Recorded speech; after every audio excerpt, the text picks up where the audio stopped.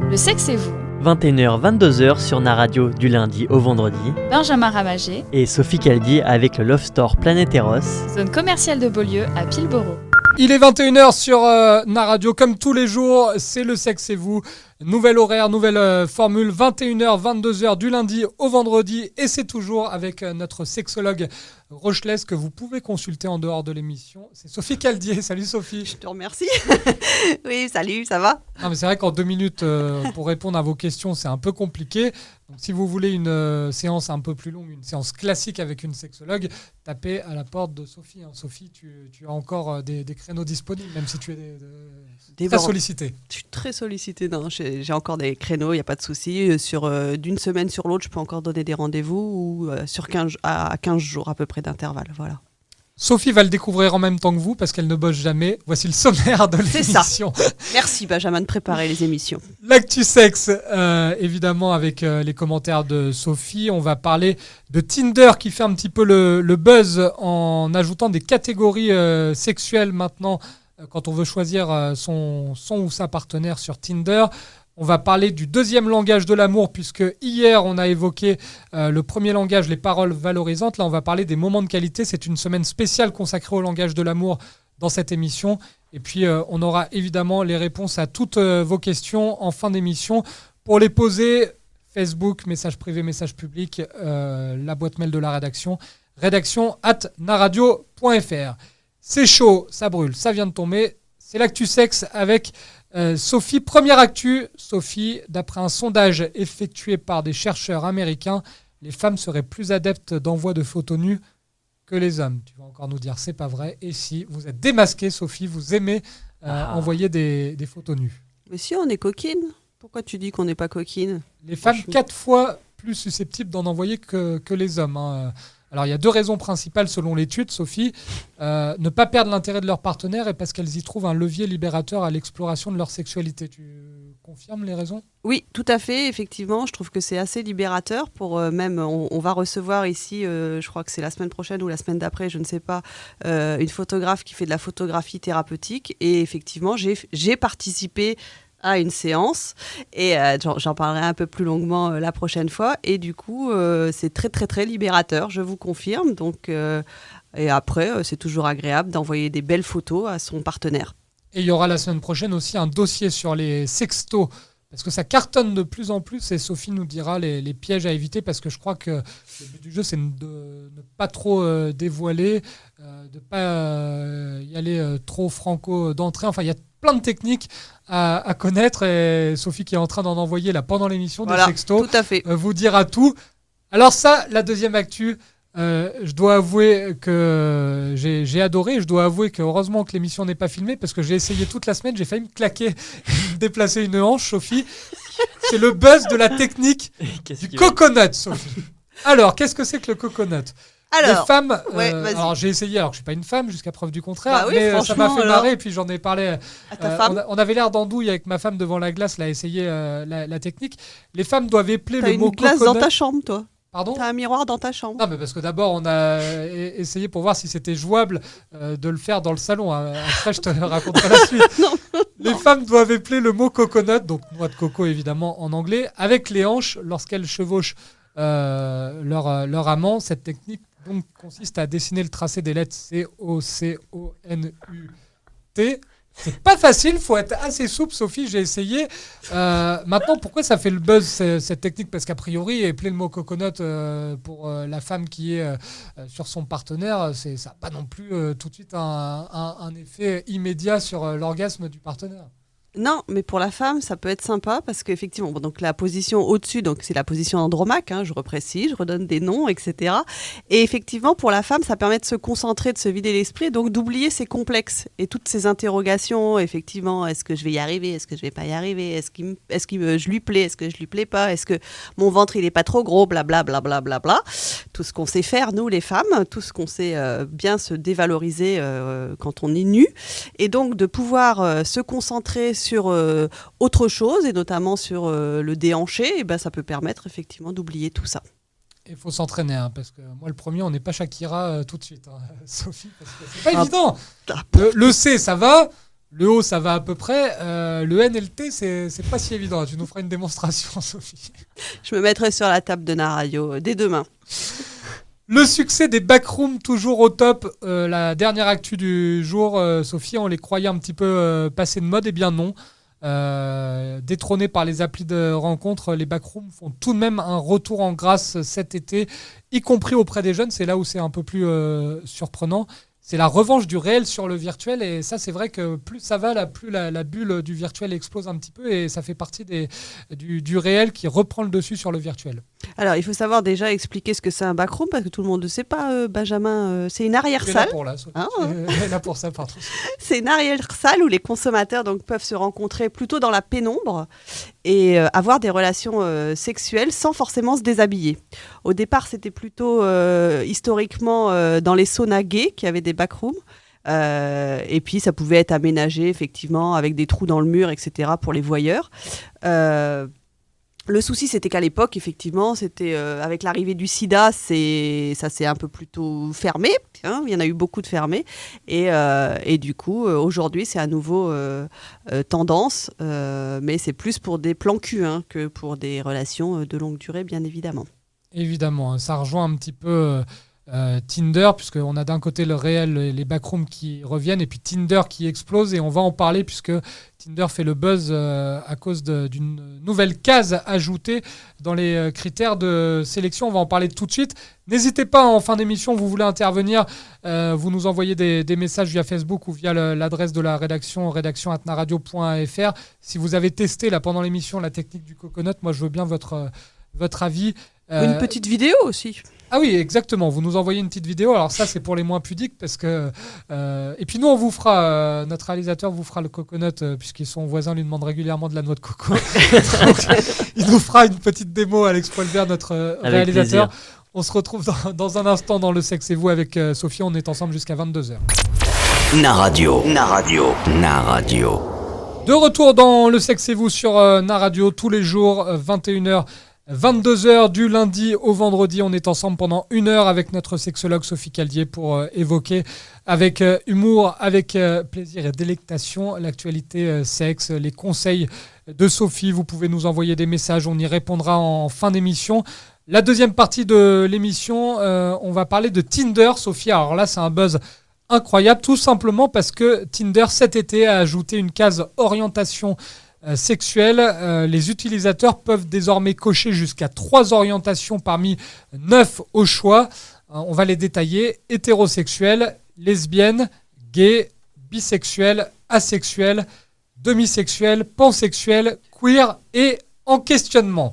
Alors, pour les gens comme moi qui ne sont pas forcément connaisseurs de toutes les catégories, ça va être important de les détailler. Alors, on va évidemment aller vite sur hétérosexuel. Ça, Ah bon, pourquoi c'est quand même pas très compliqué. Lesbienne, gay, même si on est en 2019, ça va, ça on maîtrise. Bisexuel, à la limite, on maîtrise.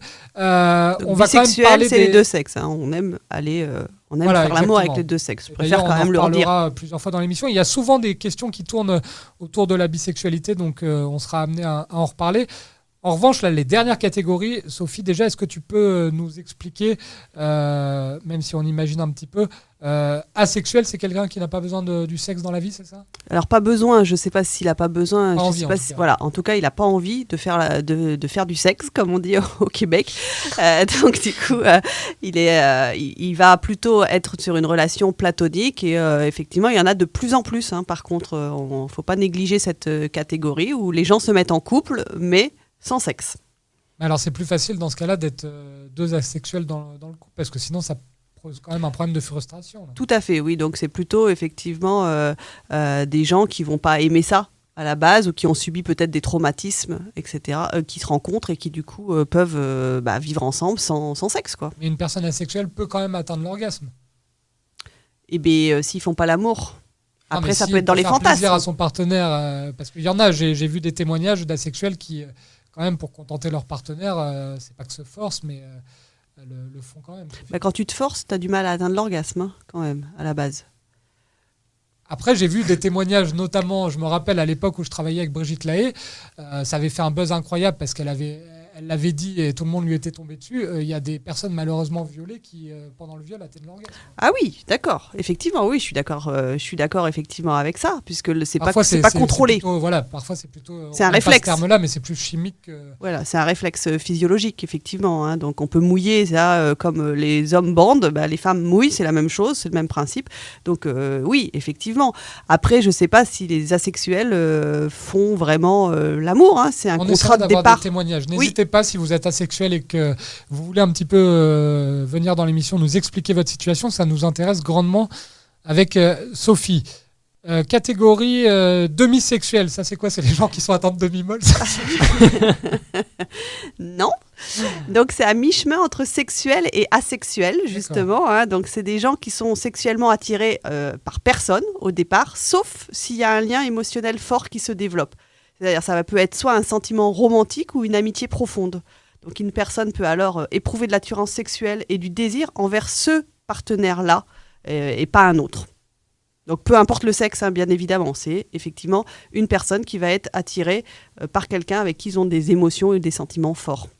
Heureusement que tu es là, Sophie, parce que c'est vrai que ça paraît beaucoup plus clair. Il va falloir être aussi clair sur la catégorie pansexuelle. Alors, on dit aussi omnisexuel. Hein. Alors, j'ai été chercher, je me suis documentée quand même aussi. Parce que pas toutes les non, catégories, rassure-moi. Parce que... Pansexuel, je ne connaissais pas, et demisexuel non plus. Pansexuel, donc c'est un individu qui peut être attiré sentimentalement ou sexuellement par un individu de n'importe quel sexe. Par les pans. Voilà, donc c'est peu importe. C'est pas la même chose que bisexuel. Hein, c'est vraiment, effectivement, peu importe. C'est vraiment au départ sentimental ou sexuellement par un individu. Voilà. Queer, parce que souvent le mot queer est associé à la communauté gay, mais ça n'a rien à voir en fait.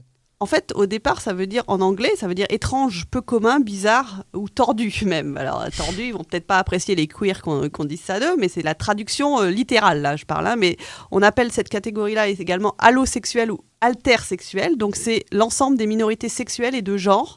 Donc, ça va être des personnes qui sont non conformes aux normes de genre, non mono-amoureuses, non diadiques, transgenres, etc.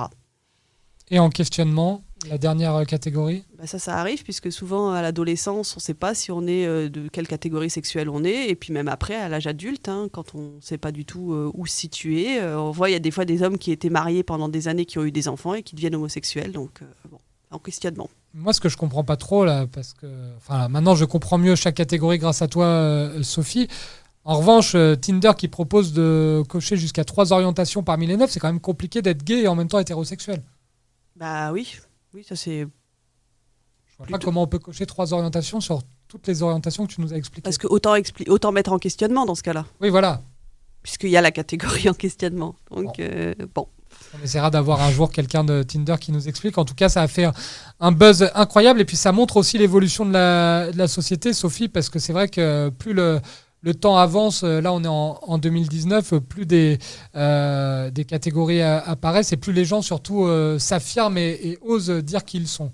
Moi je trouve ça plutôt bien effectivement de la part d'un site comme ça mondial de pouvoir mettre ça à jour, mais par contre ça serait bien qu'ils expliquent effectivement, je ne sais pas après s'ils expliquent sur leur site puisque je ne vais pas télécharger l'application parce que je pense que je me ferai un petit peu taper sur les doigts et je me retrouverai dans la catégorie célibataire pour le coup. Mais on essaiera de voir ça. Célibataire hétéro ou célibataire en questionnement On va en tout cas continuer de parler sexe dans cette émission avec le deuxième langage de l'amour puisqu'on est dans une semaine spéciale. Ce sera les moments de qualité. Et puis si vous êtes parmi les catégories qu'on vient de citer et que vous voulez un peu nous donner des explications, n'hésitez pas, vous nous appelez, vous nous envoyez un message sur la page Facebook ou sur le site rédaction@naradio.fr sur notre boîte mail. Plutôt, on se retrouve dans un instant pour la 3e partie du Sexe et vous. On est ensemble jusqu'à 22h. À tout de suite. Naradio. Le Sexe et vous. 21h, 22h sur Naradio du lundi au vendredi. Benjamin Ramagé et Sophie Caldi avec le Love Store Planet Eros. Zone commerciale de Beaulieu à Pilboro. La troisième partie du Sexe et vous, 21h, 22h, du lundi au vendredi sur Na Radio, avec notre sexologue préférée, l'unique, la seule, la meilleure, Sophie Caldier, que vous pouvez consulter à La Rochelle et que vous pouvez interroger en fin d'émission via la page Facebook ou via notre site internet. On est dans une semaine spéciale consacrée au langage de l'amour. Lundi, évidemment, on a parlé des paroles valorisantes. Deuxième langage de l'amour, Sophie, c'est très important de s'accorder en couple des moments de qualité. En quoi ça consiste ? Les moments de qualité, c'est vraiment le temps qu'on prend, et je ralentis mon rythme, tu vois, quand j'en parle, d'être ensemble sans avoir de parasites. Parasites, c'est-à-dire téléphone ou autre qui peut... biaiser la relation et faire que du coup on se sent pas complètement avec l'autre. Et là ça va être hyper important, ça peut être juste se regarder dans les yeux. Il faut pas forcément, les moments de qualité, c'est pas forcément on va prendre une plage horaire de 3 heures et on va faire on va sortir bobonne comme on dit, aller au resto et puis après faire l'amour, etc. Non, c'est pas forcément ça. Ça peut être tous les jours, juste se prendre dans les bras l'un de l'autre, juste se prendre les mains et se regarder vraiment intensément et pouvoir partager ce moment où les émotions peuvent également monter. Moi, je le fais souvent effectivement au cabinet quand j'ai des couples qui se disputent, de pouvoir effectivement rétablir ce lien sans le portable, sans parasite. Voilà. Une petite corbeille à l'entrée de la maison, on pose les téléphones portables et on s'accorde les fameux moments de qualité. Tu le dis souvent, Sophie, l'écoute et surtout la communication, c'est primordial dans un couple. Oui, effectivement. Et alors là, c'est pas forcément communiquer verbalement, ça va être tout ce qui est du non-verbal, justement, de maintenir un contact visuel avec votre partenaire, de rien faire d'autre que d'écouter le partenaire, d'être à l'affût des sentiments, des émotions qui peuvent arriver, d'observer le langage du corps, parce que ça, on prend vraiment pas suffisamment le temps de le faire, et de regarder l'autre, les émotions qu'il peut avoir sur le visage, et de ressentir ce qui se passe aussi chez l'autre. C'est se mettre un petit peu en empathie avec l'autre. Ne pas forcément l'interrompre, si jamais il y a dialogue, ne pas l'interrompre, et accepter de s'ouvrir à l'autre, de pouvoir justement, comme on dit, livrer son cœur. La plupart du temps, c'est plus un langage qui va être féminin que masculin. Alors, je dis pas homme-femme. Je dis continue. Non. Elle fait une rechute. J'ai dit féminin, Benjamin. Tu peux avoir toi-même un côté féminin. Tu nous l'as déjà prouvé plein de fois. Donc, c'est pour ça que je précise le côté féminin. C'est un langage qui va effectivement plutôt être féminin, et les femmes et les hommes qui ont un grand côté féminin aiment beaucoup se retrouver et prendre ce temps-là de dialogue, entre guillemets, silencieux. Voilà, en tout cas, où ils se retrouvent de façon non verbale. Est-ce que les moments de qualité, c'est ce qui fait le plus défaut aux couples qui te consultent, toi, Sophie, en règle générale ?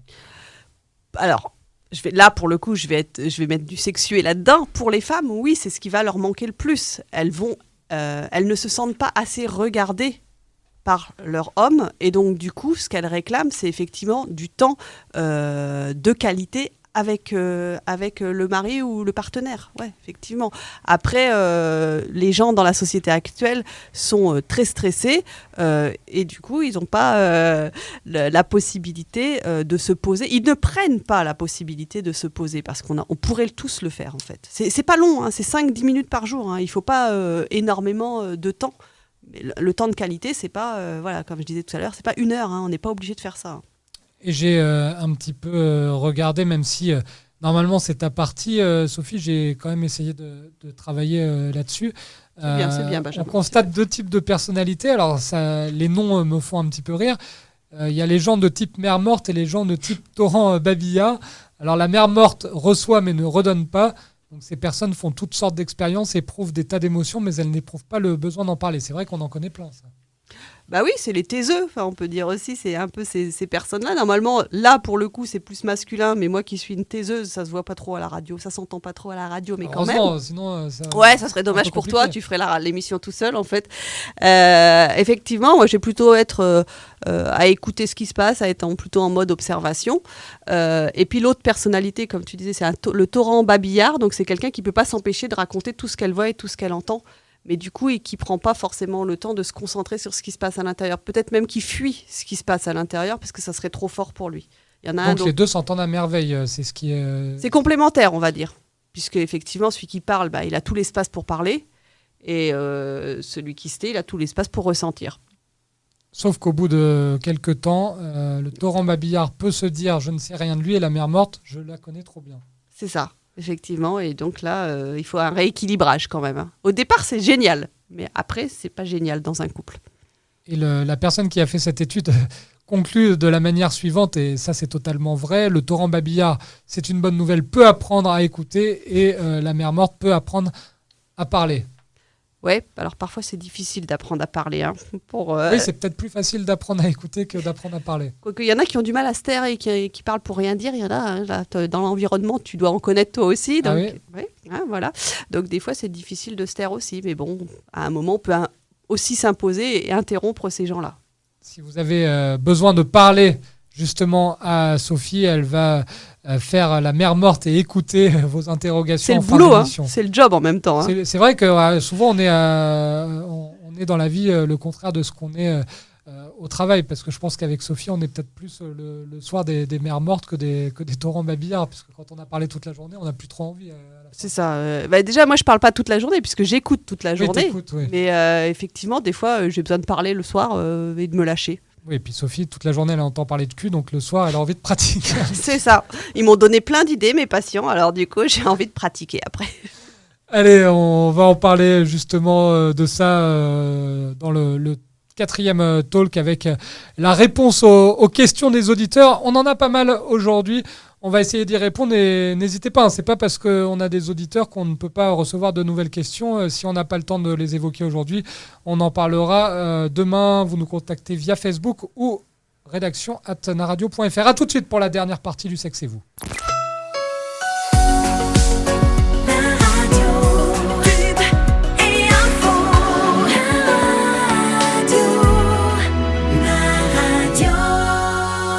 La dernière partie de l'émission, le Sexe et vous, on est ensemble jusqu'à 22h et on répond à vos questions. Vous nous les avez posées via Facebook, via l'adresse mail de la rédaction@naradio.fr. Il y a également le hashtag le Sexe et vous sur Twitter qui est disponible. Sophie, tu es prête ? Prête. Vas-y. On y va. À fond. Scoute toujours, Sophie. Fabien, tout d'abord, qui nous pose la question suivante. J'étais avec ma copine pendant 2 ans et demi. Je n'étais pas vraiment amoureux, juste très attaché. Mais elle ne m'a jamais vraiment manqué. Je n'étais pas jaloux non plus. Ensuite, elle me quitte pour un autre mec il y a 1 mois. Depuis, j'ai quand même développé des sentiments amoureux pour elle. Est-ce que c'est normal de ressentir ça ? Alors, effectivement, il le dit très bien quand il se présente, Fabien, il y a une différence entre effectivement être amoureux, le sentiment amoureux et l'attachement. Et là, en fait, quand sa compagne l'a quitté, enfin son ex-compagne l'a quitté, il a ressenti un manque, enfin, parce que effectivement, l'attachement, c'est plus douloureux. En fait, quand on est attaché, c'est un sentiment qui vient depuis au-delà de ça. C'est en fait l'attachement est lié plutôt aux parents.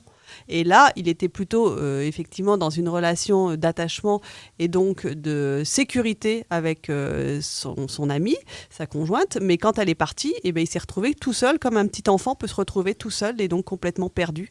Donc du coup, il est complètement désemparé. Et c'est pas forcément pour ça que c'est de l'amour, hein. Ça reste toujours de l'attachement. Le sentiment amoureux, c'est autre chose, c'est quelque chose de plus adulte. Ça marche toujours la technique, Sophie, de rendre quelqu'un jaloux, son ex jaloux qui a quitté, dès qu'on se retrouve avec quelqu'un d'autre, de le rendre jaloux et de le récupérer. Des fois oui, mais pas tout le temps, et ça dépend toujours des personnalités. Hein, ça, on peut pas. Il y en a qui vont pas plus être attachés parce que l'autre les rend jaloux. Hein. C'est juste le sentiment de perdre l'autre. C'est comme si c'était un objet en fait et qu'on le perdait. Donc c'est rien à voir avec la personne en fait. La peur de perdre qui peut faire réagir. On est très écouté aux États-Unis, Sophie, parce qu'on a un auditeur qui s'appelle Tyrone qui nous pose une question. Alors c'est en anglais, Sophie, tu vas réussir à comprendre ? Non, c'est en français. Bonjour Sophie, bonjour Benjamin, bonjour Tyrone. Comment peut-on s'y prendre pour exciter sexuellement une fille avec de simples mots ? Alors ça tombe bien, c'est totalement Tyrone dans le le sujet de l'émission du jour, puisqu'on a beaucoup parlé des paroles, qu'elles soient valorisantes ou pas. Tyrone ne veut plus avoir des combines, Sophie, pour exciter sexuellement avec la parole. Alors, ça dépend à quel moment. Si c'est avant, effectivement, de faire l'amour, ça va plutôt être des paroles pour les femmes affectueuses où il va révéler ses sentiments. Et là, ça peut effectivement exciter une femme. Et pendant l'acte, après, on peut passer sur du plus cru si la partenaire est OK avec ça. Si elle n'est pas OK, non, parce qu'effectivement, au contraire, ça peut lui enlever toute forme d'excitation. Hein. Donc, il faut vraiment faire attention. Donc, avant, moi, ce que j'appelle maintenant les pré-préliminaires, effectivement, le discours, le langage est très important. Écouter une femme, des fois, c'est même pas forcément lui parler, c'est écouter une femme peut faire qu'elle se sent attirée, excitée par l'autre. J'espère que Tyrone aura la réponse à sa question. Là, c'est pour moi, Sophie, on a une question capillaire. Donc, je me sens concerné. C'est Angèle qui nous pose cette question. Mon nouveau mec aime me tirer les cheveux pendant nos rapports. Pourquoi il y a des mecs qui aiment tirer les cheveux des femmes ? Est-ce que ça veut dire qu'ils veulent absolument dominer ? Alors je te réponds, Angèle, moi j'aime tirer les cheveux parce que je les récupère et je me les réimplante. Ça marche pas beaucoup, mais... Non, pour l'instant ça n'a pas très bien marché, mais j'y crois encore. Non, Sophie, c'est vrai qu'il y a pas mal de mecs qui aiment tirer les cheveux des femmes. Ça veut dire quoi ça ? C'est que de la dominance Ça peut être effectivement ça, mais c'est aussi du coup de l'ordre du fantasme. Hein. Et puis on voit aussi beaucoup ça, je pense, dans les films porno. Alors je suis pas une spécialiste, je regarde pas tous les films porno qui existent, mais effectivement. Pourquoi tu me regardes quand tu dis ça ? Je ne sais pas. Tu veux que je regarde Alex ? Oui, c'est mieux. Bon, d'accord, je regarde Alex.